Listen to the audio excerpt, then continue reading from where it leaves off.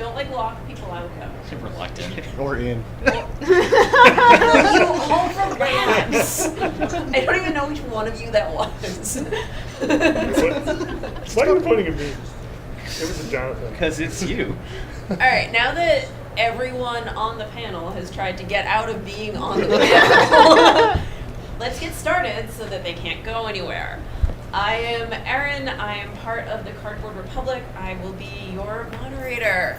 Can we all, before I talk a lot, go around and introduce ourselves? Because one of the things with written reviews is that you usually don't see our faces. So it can be hard to know who we are. So I'm Ryan. I'm the other half of the Cardboard Republic, and we just decided that this would be a good time to do a panel and, for once, drag ourselves out from behind the computer. Yep. I'm Mina from Mina's Fresh Cardboard. I write a blog and reviews. Mm-hmm. I'm Jonathan Liu from Geek Dad. We are a group-written site, Geek Dad and Geek Mom, and we do written reviews. We also write about things other than board games, but one of my focuses is board games. Cool. I am Jonathan Wolf, or Wolfie. I write for Isolate the Dragon, which is just board game reviews, pretty much. The end. Steve, man. Thanks. I'm Tony with Board Game Quest. That's right. Ringers. Yeah, we do board game related content, news, all that other fun stuff. All right, so written reviews. The thing with the written reviews is it's really, really hard to gain traction, and it's hard to gain notoriety when you're doing them. Unlike a lot of video reviews and even podcast reviews and podcast content, it's hard to be associated with the content you're creating because your face isn't on it and your voice isn't on it. So one of the first things I wanted to talk to all of you about is what that has been like for you, trying to build a brand, I guess, for lack of a better term, when it is, I feel like it is at least, correct me if I'm wrong, more of an uphill battle. Anyone can go first. I'm going to go down there first. If no one answers, I will pick one of you. I'll say my situation is a little different. I've been writing for Geek Dad for about 8 years now, but Geek Dad is about 10 years old, and it was a brand that I didn't have to build myself. It was already existing as a brand when I joined it. It used to be part of Wired.com, and so that had, it was one of Wired.com's blogs, and so we had a lot of extra help with brand recognition through being a part of Wired. That helps. Yes. So it was, the first time I wrote a review and people would comment and be like, I've read about your review. I'm like, I'm this guy in a basement writing a review. There's people reading this. That's really weird, But the thing is, I fell into the audience, and we've done a lot of work since then. We left Wired. We've done a whole lot of work. We've got a very big team of people. And so I feel like the Geek Dad brand is very strong.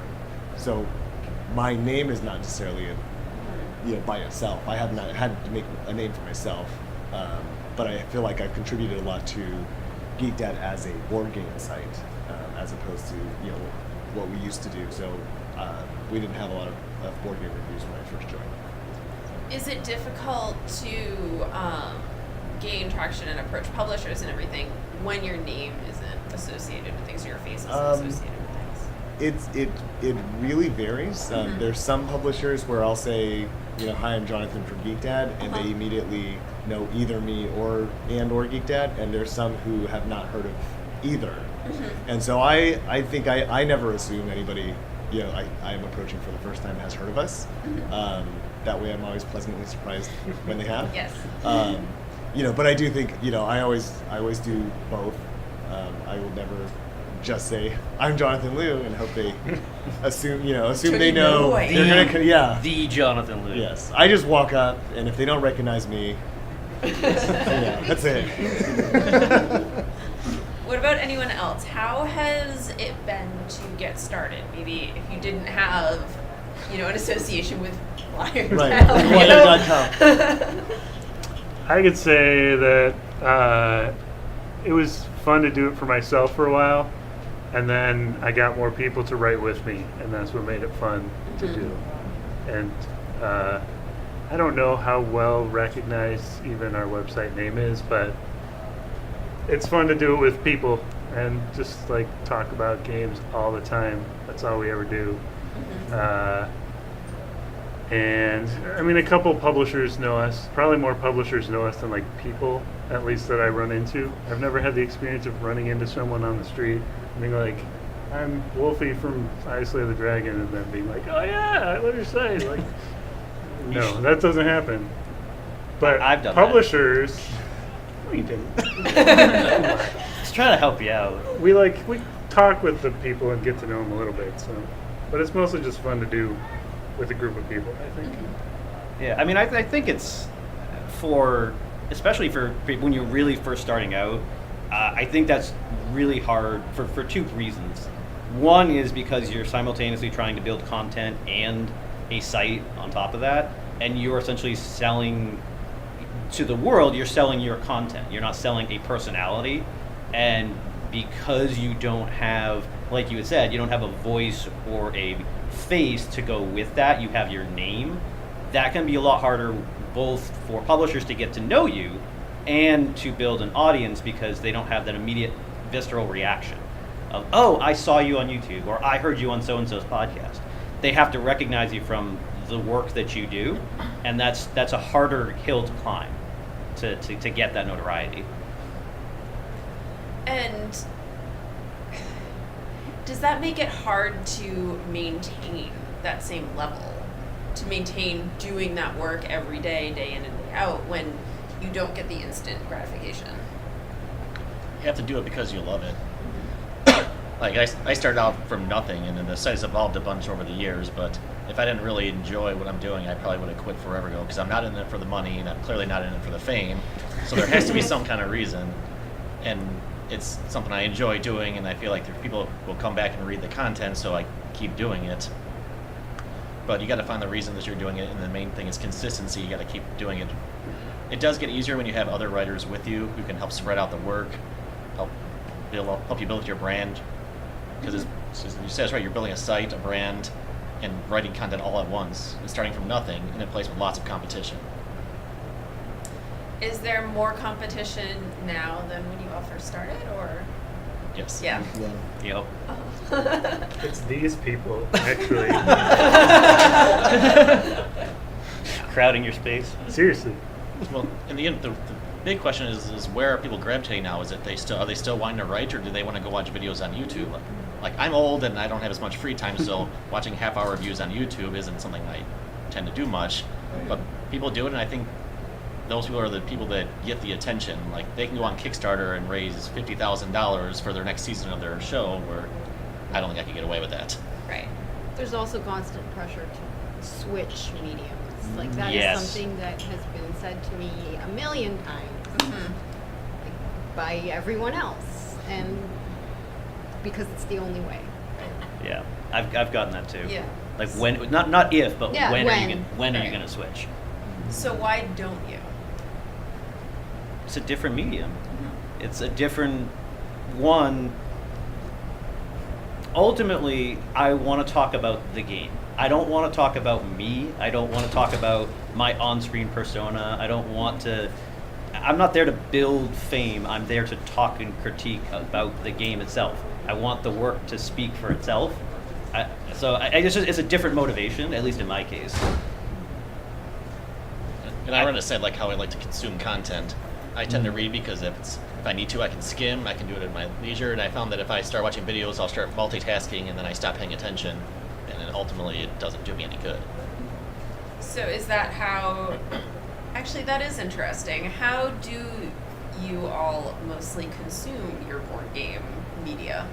Is it other written stuff, or do you watch videos? Yeah, I watch very, very few videos, and I think for the same reason. I don't want to sit and watch a half-hour, hour-long video. Especially, I feel like there's a lot of videos, not all of them, but there's a lot of videos that are not edited down well. And I feel like with writing, you can take the time to say, here, I've made sure that what I've put on there is what I want the end result to be. And with video, you can shoot a lot of video, and it takes a lot of time to get it to be concise and precise, and not have things that you're just sort of throwing out there because you're in the middle of shooting a video. You know what I mean? And I think that I have seen some that are really well done, but it takes a lot of work. And I think the majority of the ones I have seen, it's like I just get frustrated watching them and saying, oh, can I just skip to where there's what I want to hear? Right. And that's, for me, same thing. If I want to read something and I say, well, I want to skip this part because I already know those things, Right. Yeah. I can just scroll down. And so I feel like for me, that's the way I consume content. It's the way I prefer to write. Our industry is not really known for its brevity, so some of those get long. And I was actually talking with a publisher today who says he watches video reviews at 1.5 speed on YouTube. He's like, because I just don't have the time to Right. watch it all at normal speed. Right. Yeah, I agree. I generally, it's not exclusively written. I actually read a lot of these guys. Sorry. But it's the same way. I mean, sometimes I do podcasts. Occasionally, I like to go to video for if there's either something that's really obscure that I can't find other content for, or if it's like there's something that's just really confusing that does, where the game really can benefit from a visual conveyance. Because there are some games that are just really hard to explain in text, and it's just like, let me show you. Because that's a lot easier. But by and large, I consume written first, and so I gravitate towards creating it in the same way. So some of you have touched on this a little bit already, but what do you think written reviews and written content offers that other ways of creating content don't? You can all answer this one. Can you start on that end? Fine. Sure. I think one, it gives you the opportunity to consume at your own pace. I get frustrated with video reviews because if already I know how it's played, I just want to get to what your thoughts are. I got to start scrubbing and skipping to find out where I need to go. Where with a written one, with Jonathan's, I'll skip through a lot of it and be like, okay, I know where the important parts are. Very few. The end. Yeah. Conclusion paragraph. But You got no, it. in all seriousness, I can jump around, and if I see, okay, he's talking about how to play the game, it takes me half a second to skip down to his thoughts on the game. My favorite part about it is the ability to edit. Like I'm writing about a game and I say something and then I read it and it sounds really stupid, and so I can fix it. But that's on my side of things. I don't know. I guess just I agree with Tony for once in my life. You can also edit it after it's gone live. Really. That's Right. true. Yes. That's It's true. a lot easier to retype But a like, new sentence than like reshoot. I Yes. work in video in real life, and so it would be very difficult for me to do a cheap, quick jump cutty edit that a lot of video reviewers do. So it would take me a lot of time to do a video review that I was satisfied with. Whereas with writing, it's just I can write it, throw it away, don't throw it away, put it aside, maybe throw it away. I've done that before, and then just come back and fix it. And it doesn't take 16 hours of editing and filming. Yeah, I think the same reasons. It's I can write and edit text a lot more quickly than I could ever hope to write or shoot and edit video. I've done a podcast before where I edited the audio, and I want things to be precise and concise, and there's no way I could spend the amount of time, or there's no way I could review the number of games I review trying to make a video for every single one that I could do with written reviews. And it's something you can do, at least for me, and again, not in terms of consuming, but in creating it, that I can do a little bit at a time, and I have an idea, and I'll just put it in whatever I'm writing whenever I think of it. When you're doing a video, you kind of have to go straight through, and then you're done. And if you remember something or you have an idea of, there was this thing about this game that I wanted to say, you have to go and reshoot the whole thing. In the middle of the night, I can go click edit. Yeah. Yeah. No, I agree with that. I mean, the ability to do it at your own pace is really helpful. Because you can step away. Because sometimes you'll be writing and you'll get halfway done and you're like, this is utter crap. I'm gonna take a nap, or I'm gonna go to bed. I'm gonna try it later, and you can come back to it. And you don't have to reshoot. You don't have to set up the set again, and set up the table again. You can just pull the thing up and start where you left off. So it's a lot easier to do it in multiple places. So if you can do it you can work on it.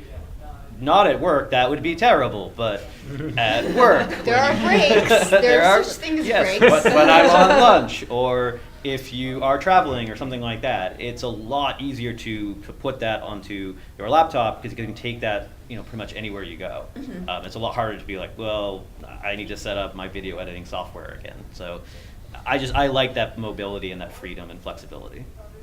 How much time do each of you spend on, let's say, like an average review? So not a huge game, but not a tiny one.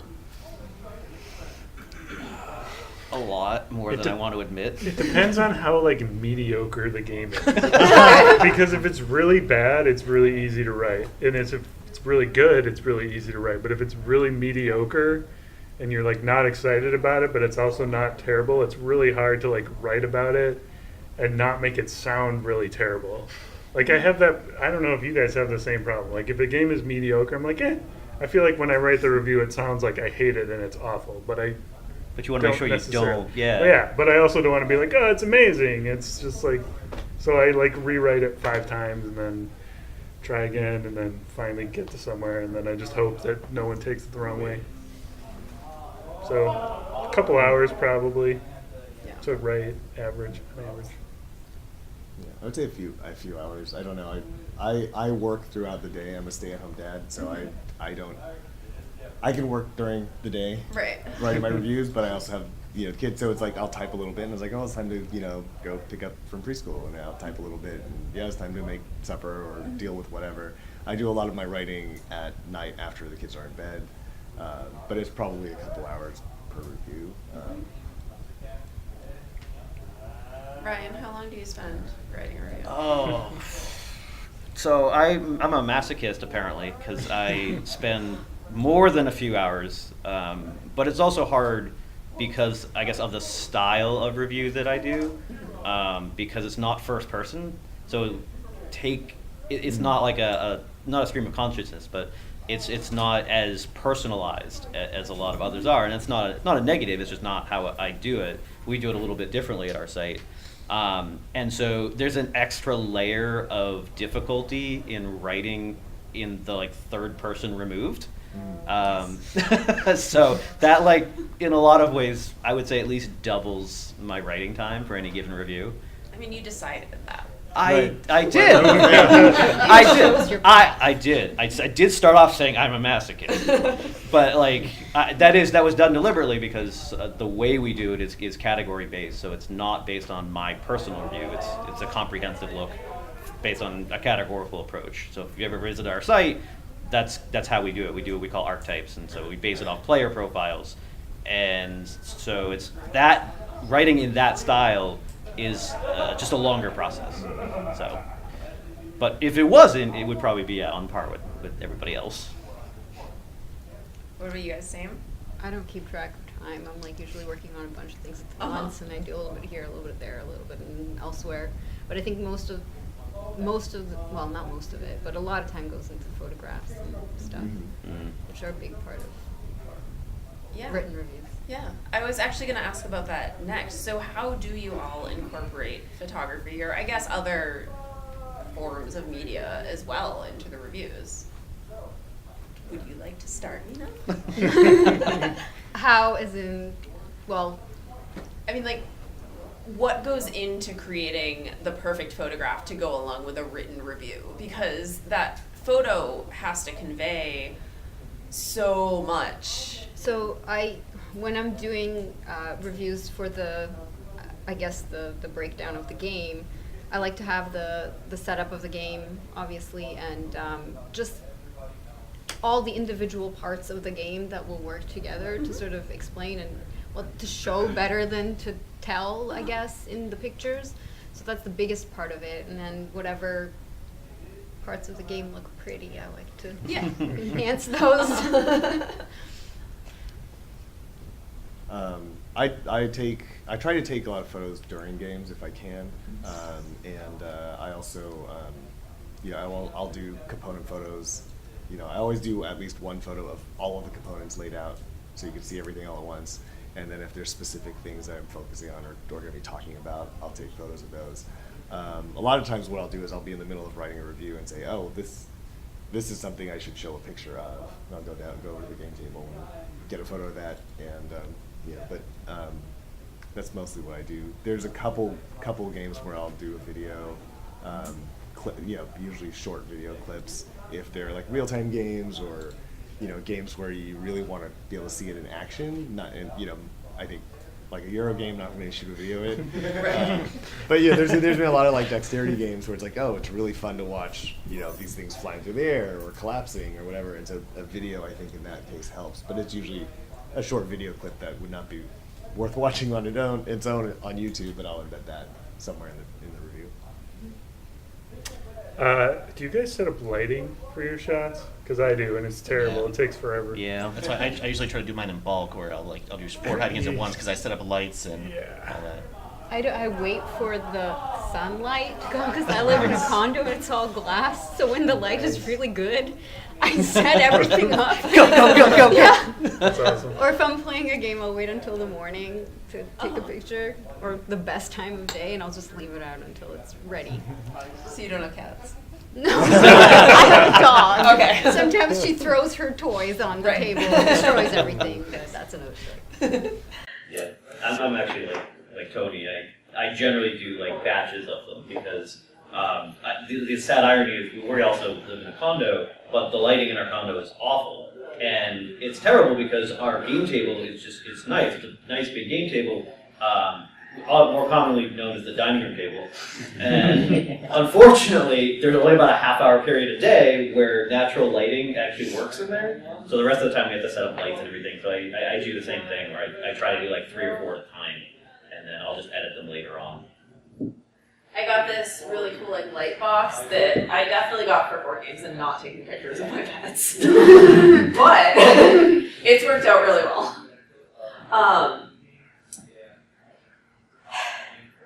So It's like a setup. no, it's fine. Okay. I had asked some of my friends online to provide me with different questions as well, anything that they wanted to know. And one of the things that people have asked is, under what conditions do you refuse to review a game?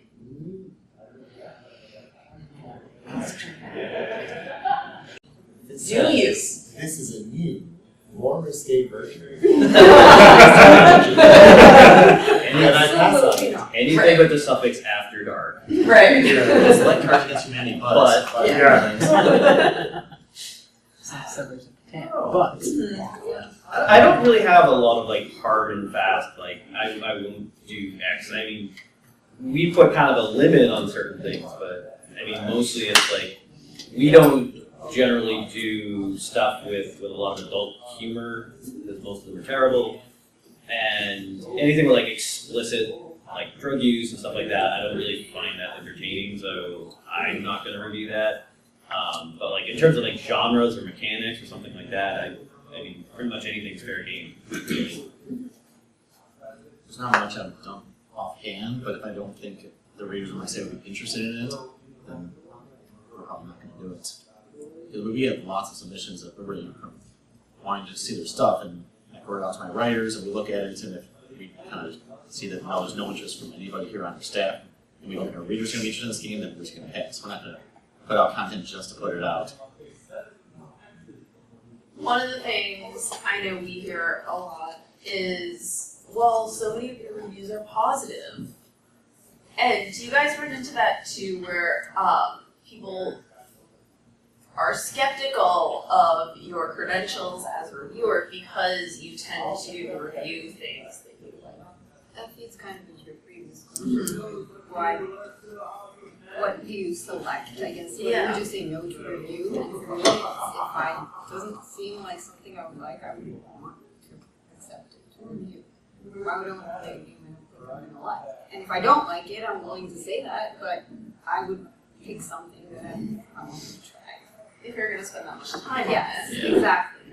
And that's the thing. It takes a lot of time and effort to actually create, to craft a written review, to edit it, to do the photos, to get it posted, it's not this kind of like, I don't know, there's this knee-jerk reaction that written reviews are kind of just like this blog style thing that can be thrown up in 30 minutes, and clearly it doesn't take a lot of effort, which really gets on my nerves sometimes, actually, because apparently that is really a throwaway, but apparently doing a 5-minute YouTube video is somehow a work of art. Or a playthrough. Right, an hour long. Yeah.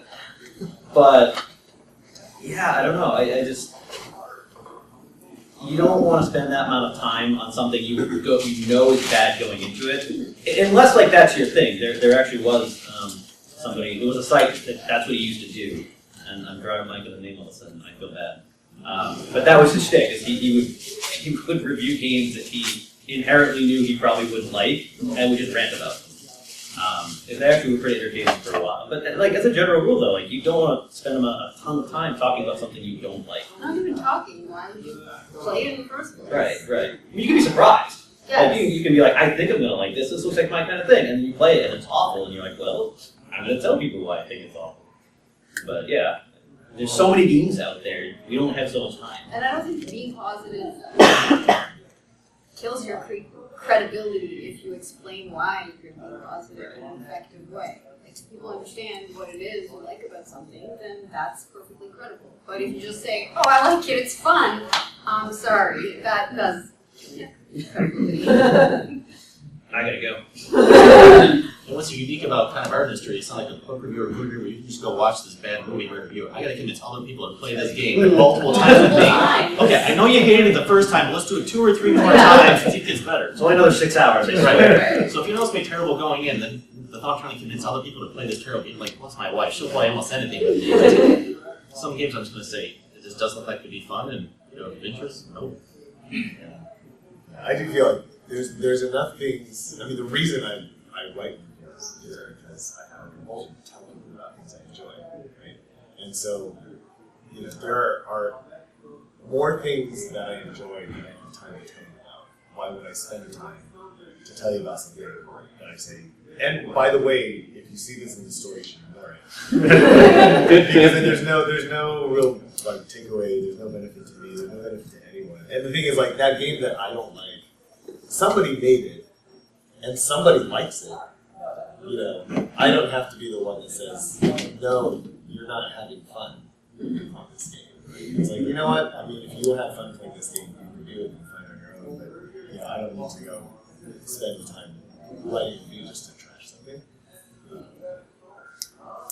I find it cathartic to write a really bad review of a game that I didn't like. I agree with that sometimes. Sometimes. Yeah, like it has to be really bad, and I have to be really confident about why Well, it's that bad. and sometimes I just like write a really bad review of a game, and I get it out, and then I rewrite it, and it's less bad of a review because I got it out of my system. It was nice to get it out of my system.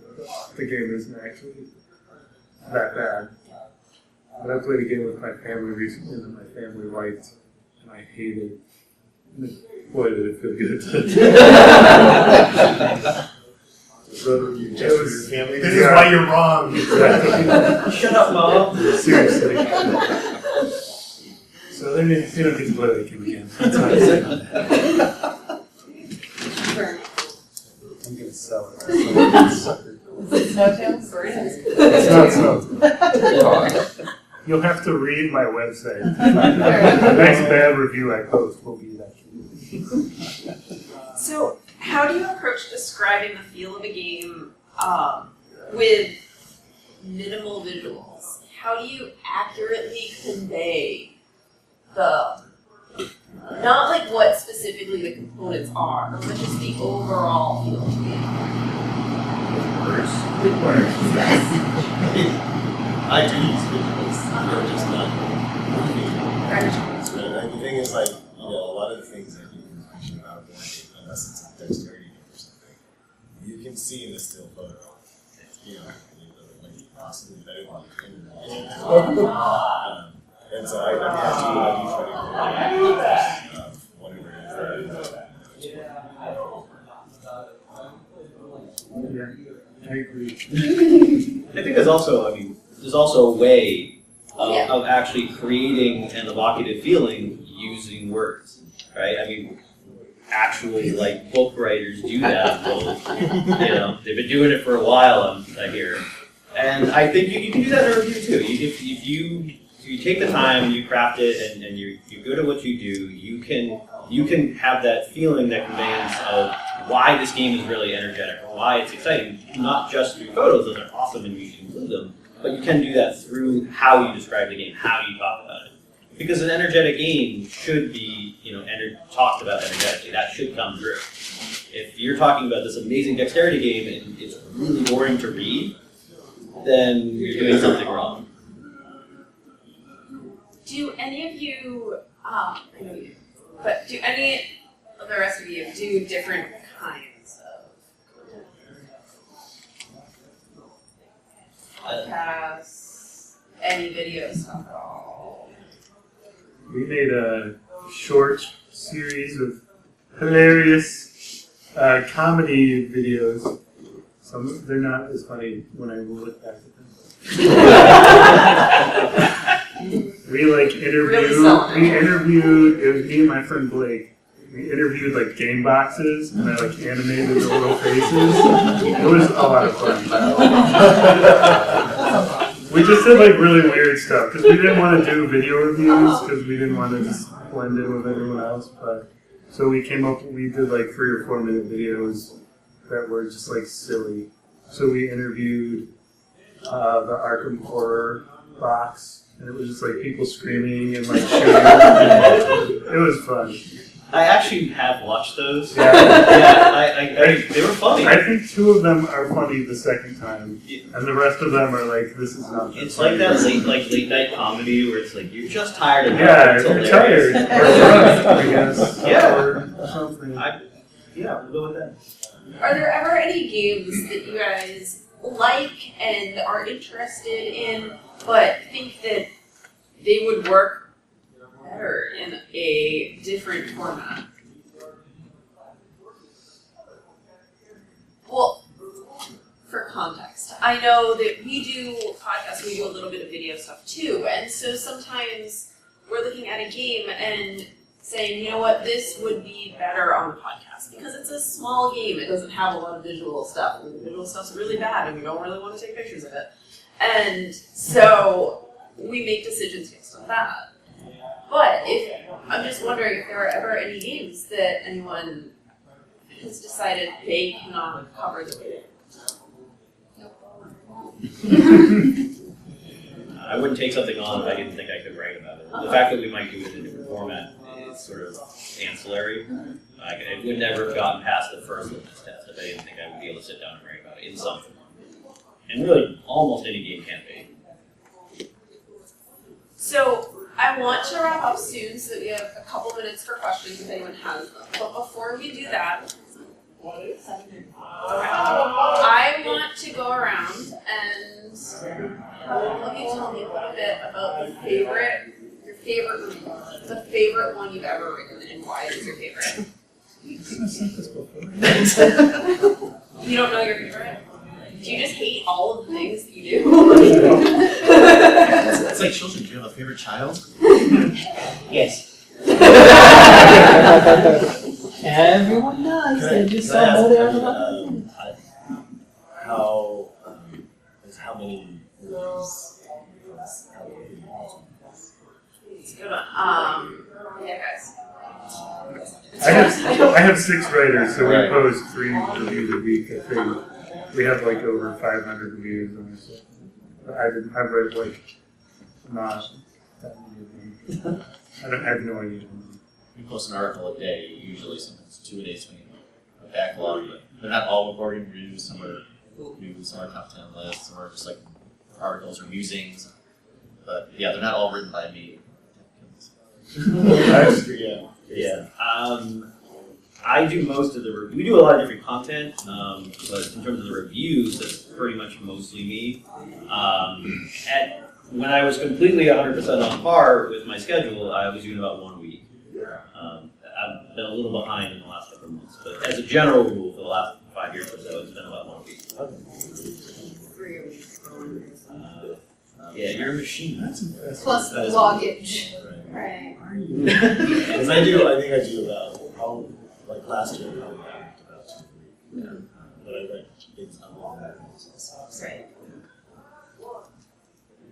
You have to answer your thing now. So it's hard, yeah, it's hard. Question again. Well, the favorite review. I was like, that's like, wait, I don't because know. now I have a follow-up question. Okay. When you are writing, reviews and other stuff, what do you find people tend to gravitate towards more? Top tens. Yeah. It's ridiculous how many page views those get compared to a review, or a certain review. And the lists themselves are all subjective because it's based on who's writing it and their taste of the time. And we'll get tons of comments about how horrible we are because we forgot this person's favorite game. And I always wonder why I do that when I see page views. I'm like, oh, that's why. They're paying attention. Right. Yeah, there's a lot of those, and not just like written ones, but like I don't know. In the YouTube world, they love top 10, top 20, top 50, top 100 lists, and not just one specific channel. They all do it. But it does. It gets hits and likes. And that's probably one. Yeah, probably one of the biggest as a style that gets a lot of stuff. It can be fun to do. Oh yeah. I like doing them every now and then, but I kind of have to have a purpose for them. I think people watch them just so they can find Disagree which with things us, they right? Yes. left off that they care about. How many of these have I heard of? Which ones I named not you? So why are those on the list? And there's the ones that should be on. If it doesn't have this, it's completely irrelevant. If they are appealing, they allow people to parse that giant ocean of, everything. Yeah. There's definitely a purpose to it, but he's right though. Like that is an easy way of getting pages. I haven't done as many. I mean, like for the board game content, I'm mostly focused on the reviews. I did a couple posts a couple years ago. That was like reasons to play board games with your kids, and then I had the follow-up post, which is reasons to play board games with your kids. I think both are very important, but I feel like those were like some of these posts. But I don't tend to. I also don't tend to go back and reading my paper. It's like I'm not the business person. Someone else can do that. I just want to write reviews. How do you all measure your success?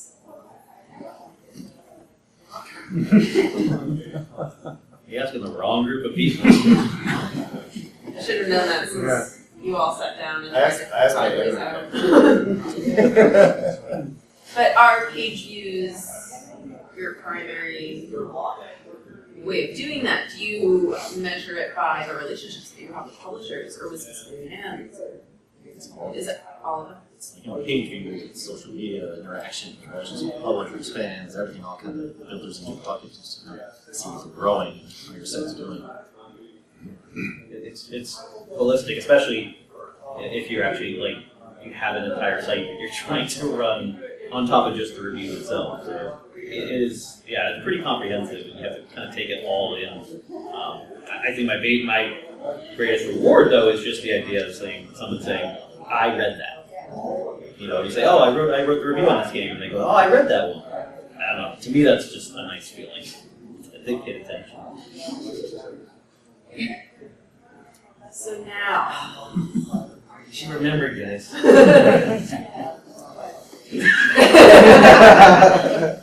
what is the favorite review or the most fun review you've had? I know some are more fun to write than others, and that can be for a whole bunch of reasons. One of the most fun types that I do are the ones where I just get to make a bunch of puns. So, what about you guys? Okay, I'll start. I'll give you guys time. And I'm going to do the thing that you hate, which is I'm not going to pick one.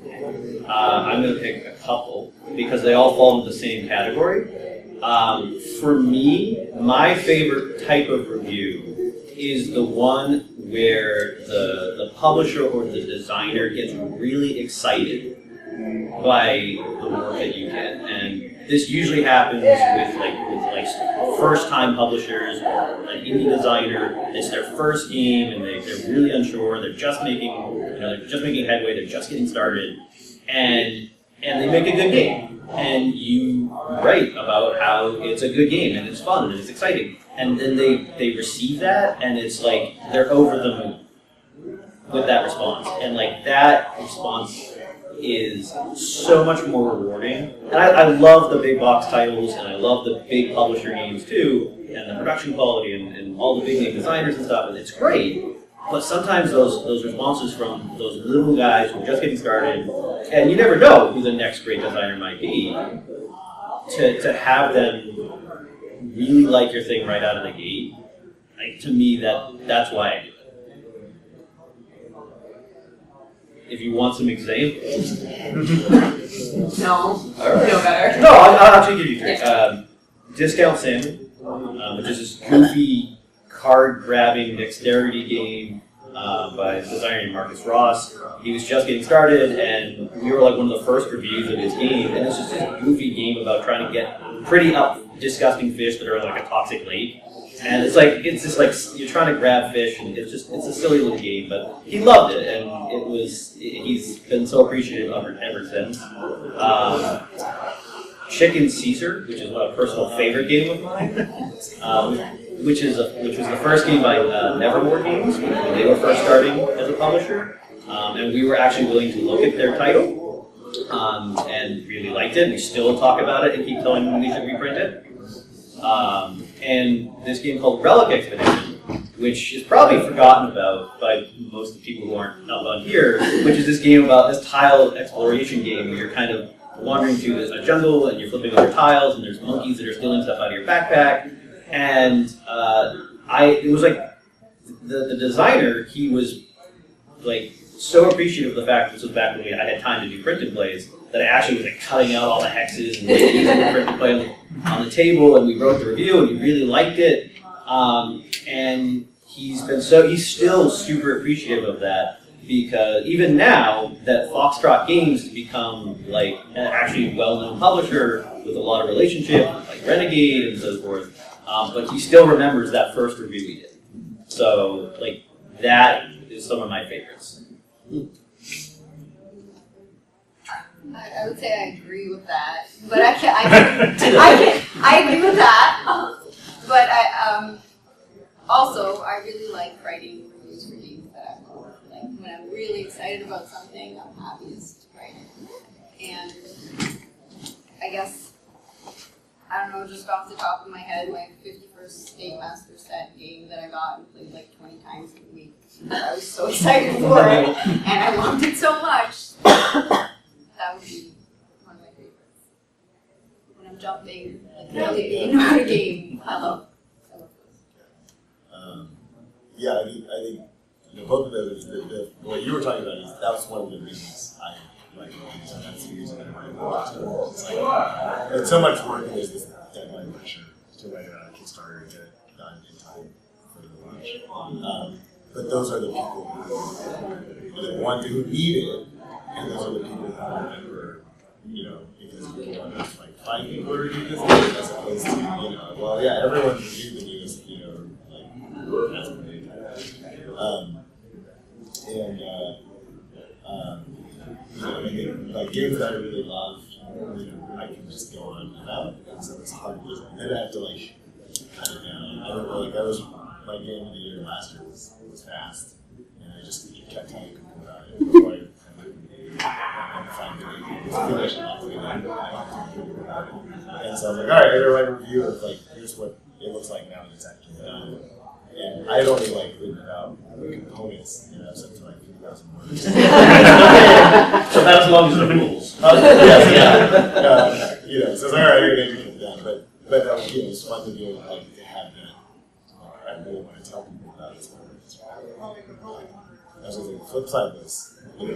What reviews people tend to like. I don't really look at what reviews I get because, I just don't.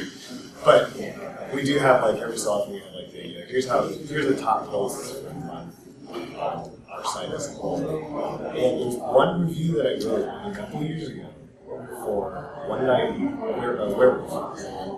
and it's still up there in the top like 20 or 30, you know, and I don't know what it is. Like, why are people finding this old review of, One Night Werewolf, Ultimate Werewolf? I have no idea. It's not like a really particularly well-written review. Like this, you know, I was like, but I guess people want to know how to play or something. Something they're finding is sending them to this one review. Can I say 2? I did 3, so you're all set. Perfect. I'm doing better than 1. That's all that matters. So I agree with these people. It's fun to write reviews about games you really like.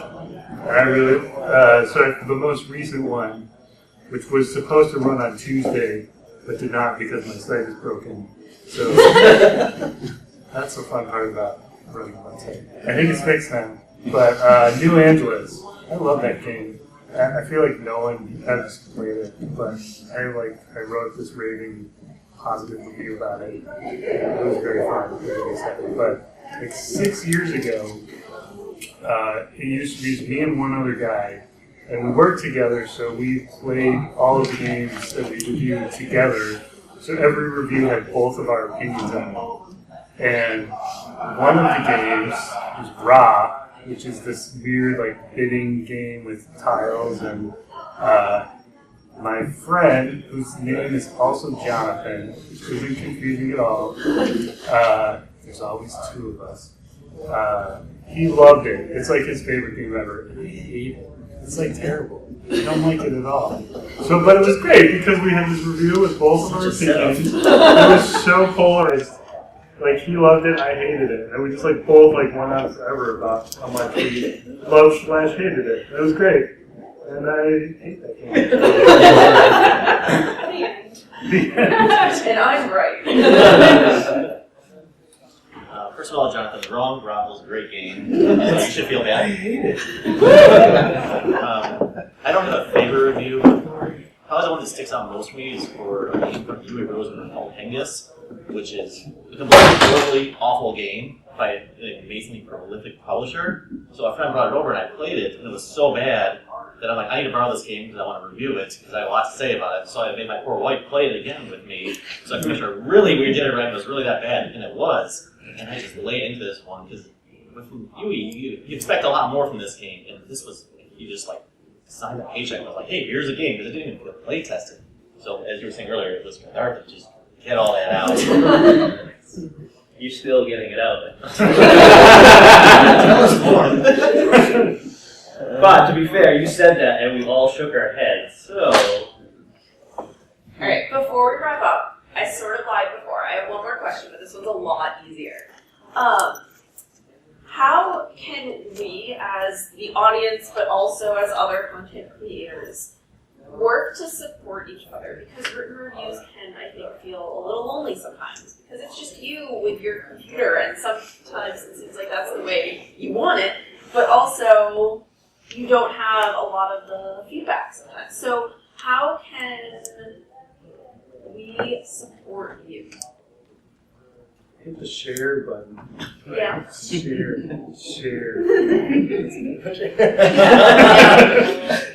yeah. Also, tell them. Yeah. Tell them that you like it. There's, whether or not, most of us, with the exception of Jonathan, we run our own sites, and there's not necessarily comment features enabled. It's not a YouTube channel where the comments are right there, replies.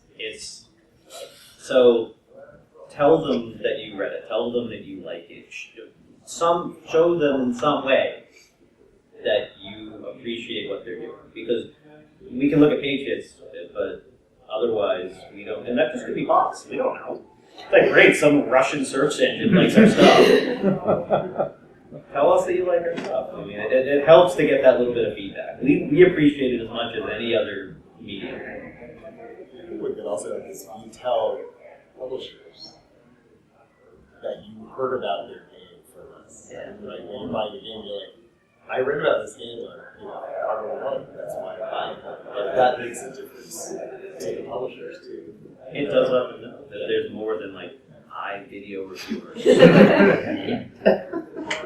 Not that you're bitter. Not bitter. Yeah.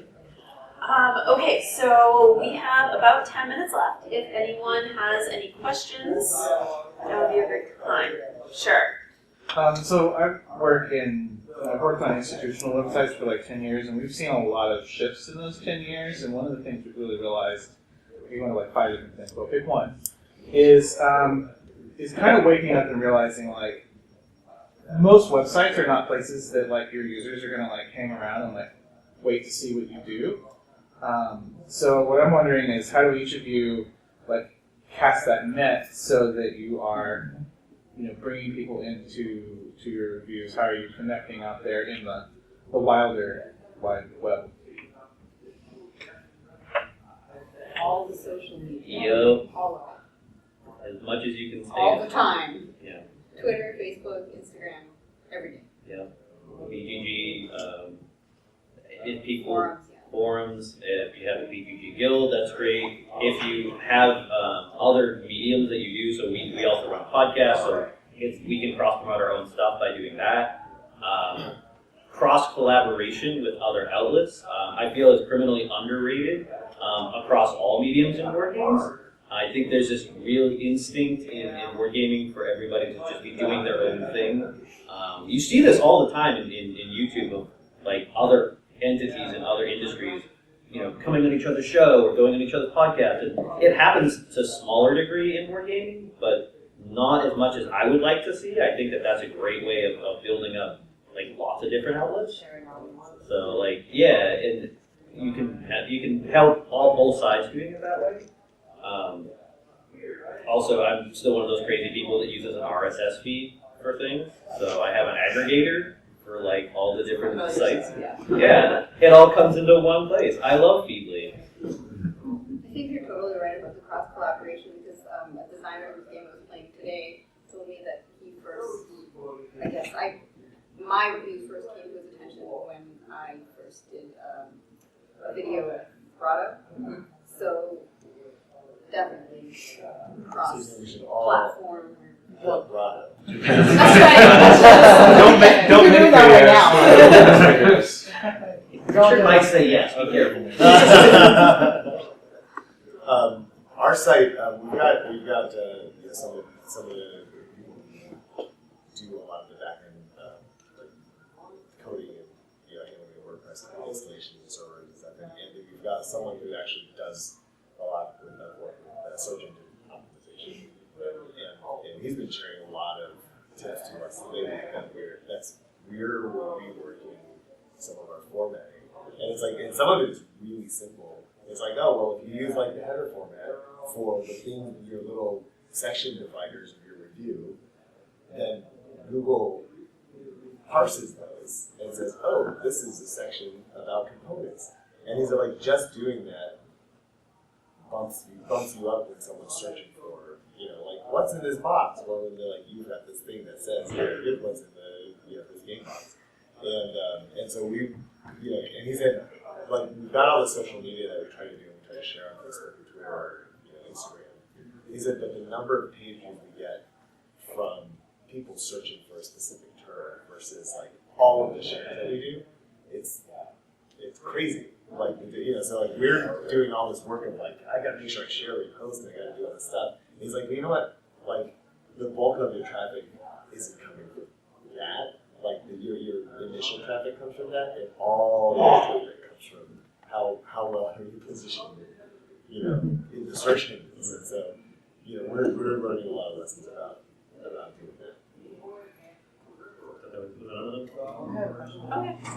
Just as writers in general, I know some of you guys spend a lot of time having social media and pushing it out there and spending time writing reviews on board games, but do you guys find time to carve out time to like write about anything else other than your board game, or does this sort of take over your life? Because it's a hobby we're all passionate about, that's why we're here. But I'm just curious if you guys find time as writers to. There are things on the board game. I don't know. Maybe there's not. That's why I'm just curious, like how you guys do that time. You said that you do lots of little things like at the same time, a little bit over here, a little bit. Is it all board game related? I guess is sort of my question. I do writing. That's my profession. It's for work, other than work. I'm talking more like for. Yeah, there's no time. Yeah, that's what I was wondering. I average probably about 20 articles a month, and probably half or games. So I read books. I write about a lot of things on weekends. So a lot of them are reviews, but because our site is written for basically for game preparers, we also do have write about parenting. I've been writing a science fiction novel for the last 3 years. That's awesome. It's very difficult to do both. It kind of sucks, actually. Yeah, that's sort of where my I'm always question- like, 'cause I would rather, I want to work on my novel, but then I'm like, I have to write a review. So then I have to not do other stuff, which is not always fun. But I have a long train ride to work, so that's where I do most of it. But yeah, it is difficult to do other things and do reporting.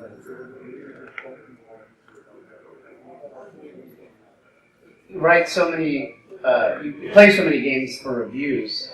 You started obviously because you loved gaming. Have you gotten to the point, or how do you still maintain the ability to just sit down and play, I don't know, bananagrams with your kid when you've got a shelf full of games that have to be reviewed? You know what I mean? Stuff that you just love doing because it brings you joy instead of check something off. I think my kids play video games. Bananagrams is not on the list for review. Or hold them and take pictures in a banana costume. Child labor aside. Honestly, you just gotta make yourself do it. Occasionally, I just break down and just be like, forget it, I'm not gonna bother, I just want to play this. And sometimes it is just something you've already reviewed or something you haven't played in 6 years. And screw it, I'm just gonna do it. I'm just gonna play a game because I want to. I'm still a gamer too. I just want to play things. And sometimes it's nice to just play something without any obligation over your head. Okay, we are out of time, but before we, all of you, for sitting through this, can you go around and tell us, where we can find your work? Website? Yes. Website. What's your website? Thewebsite.com. Let's take it. BoardGameQuest.com. We're on Twitter, BoardGameQuest, Facebook, Instagram. Yeah. Please visit. Say hi to me in the hallway or on Twitter. IslayTheDragon.com. It'll give you a cool typing that.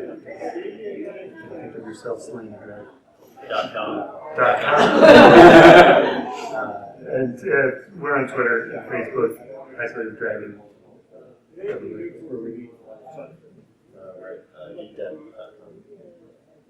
I'm mostly on BGG, so if you look up Venus Fresh Cardboard on BGG, and I also have a website that's venusfreshcardboard.com, but it links to BGG. But I'm also on Instagram and Twitter. And we're at cardboardrepublic.com, and pretty much all of the normal social media that we mentioned, Facebook, Twitter, Instagram. We do have a BGG guild. We have a quarterly podcast, a lot of public.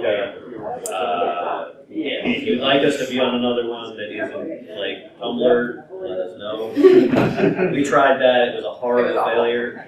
So, Pirate, I think, keeps trying to Yeah. comment, so I think it's fine.